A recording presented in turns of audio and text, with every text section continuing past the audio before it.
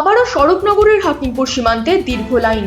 বাক্স প্যাট্রাকাতে শতাধিক বাংলাদেশি নাগরিকদের ভিড় জমতে শুরু করেছে সীমান্ত চেকপোস্টে। বাক্স, ব্যাগ, সংসারের জিনিসপত্র নিয়ে শতাধিক বাংলাদেশি নাগরিক অপেক্ষায় শুধু বিএসএফ এর সবুজ সংকেতের। এসআইআর প্রক্রিয়া শুরু হওয়ার পর আগেও এই হাকিমপুর সীমান্তে দেখা গিয়েছিল একই ছবি। কিছুদিন পরিস্থিতি শান্ত থাকলেও গতকাল রাত থেকেই ফের বাড়তে শুরু করেছে ভিড়। এদের অনেকেই দীর্ঘদিন ধরে অবৈধভাবে ভারতে বসবাস করছিলেন। কেউ কাজ করতেন নির্মাণ ক্ষেত্রে, কেউ রাজমিস্ত্রি, কেউ বা ছোটখাটো ব্যবসায়ী। এবার সেই সব মানুষই ফিরতে চাইছেন বাংলাদেশে। হঠাৎ কেন বাড়ছে দেশে ফেরার প্রবণতা? সীমান্তে এই ভিড় কি শুধুই আতঙ্ক, নাকি এর পিছনে রয়েছে বড় কোনো কারণ?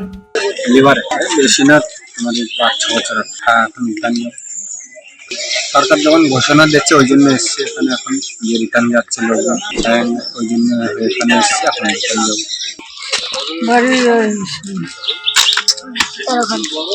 মুলাডান বাসন মাজা কাজ করে ২-৩ মাস। হ্যাঁ, ওরকম ১-১.৫ বছর হয়েছে। বাসন মাজে আমাদের থাকতে দিচ্ছে না, চলে এসছে।